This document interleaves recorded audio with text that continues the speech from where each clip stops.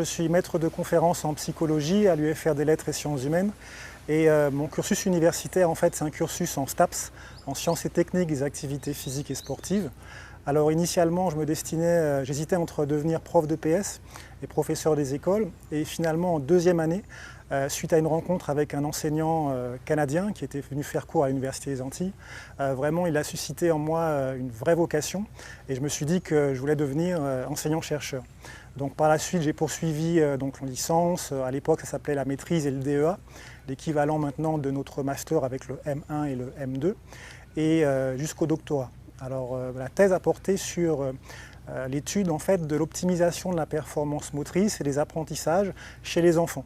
Essayer de faire le lien entre l'imagerie mentale, ce qu'on appelle l'imagerie mentale, c'est-à-dire ce qu'on se représente dans le cerveau, une action qu'on se représente dans le cerveau, et l'activation neuromusculaire sous-jacente qui permet des progrès donc, du point de vue des apprentissages et en l'occurrence chez les enfants.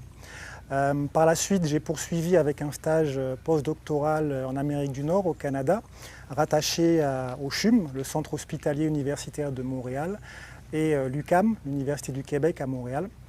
Et là, mes travaux de recherche ont porté principalement sur les troubles de la motricité, les troubles de la cognition, les troubles neurologiques. Dans le laboratoire, on recevait beaucoup de personnes, d'enfants en particulier, atteints par ces troubles.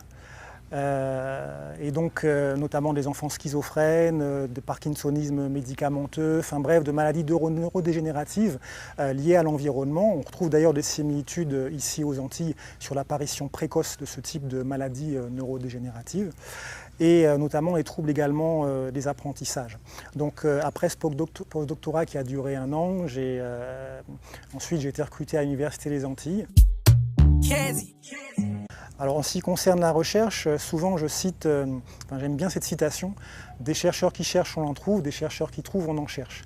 Alors c'est une citation du général de Gaulle, c'est une boutade, mais ça correspond assez bien à l'image que j'ai de la recherche, être vraiment dans une démarche d'application concrète, que ça a une utilité sociale pour les gens, à la fois dans leur quotidien et dans leur vie professionnelle.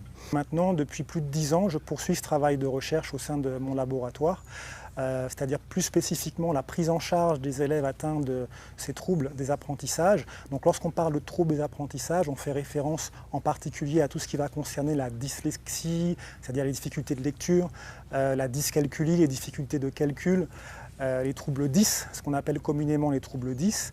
Et pour les familles, pour les parents, c'est souvent un parcours du combattant et il y a véritablement besoin d'un accompagnement de ces familles, des enseignants également. Donc concrètement, mes recherches se traduisent par des applications concrètes à travers la mise en place d'ateliers d'accompagnement de ces familles, notamment pour qu'elles puissent mieux s'organiser et mieux accompagner l'enfant lorsqu'il s'agit de faire le travail scolaire le soir, parce que c'est souvent un grand moment. Un travail aussi de formation, en formation initiale, en formation continue, en particulier des enseignants spécialisés, ceux qui vont intervenir auprès d'élèves en situation de handicap. Et puis, bien évidemment, un accompagnement, une prise en charge des élèves dans leur vie quotidienne et dans leur vie scolaire. Mais par passion, par vocation, c'est vraiment là 2 mots-clés dans ma carrière, dans ma démarche d'enseignant-chercheur. Faire en sorte qu'on trouve des applications concrètes, des outils pour que ça ait une réelle valeur ajoutée auprès des familles.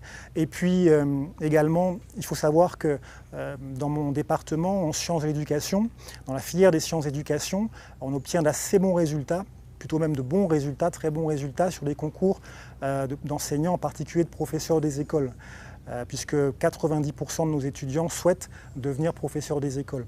Et la meilleure des récompenses, la plus belle des récompenses, c'est lorsque je reçois des messages ou lorsque je les croise. Et par exemple, durant les vacances scolaires, j'ai reçu plusieurs messages étudiants me remerciant pour les cours qu'ils avaient pu avoir et l'intérêt que ça avait pu représenter pour eux dans leur pratique professionnelle en tant qu'enseignants et puis également dans leur pratique, dans leur vie quotidienne. Donc, et là, c'est vraiment un moment important.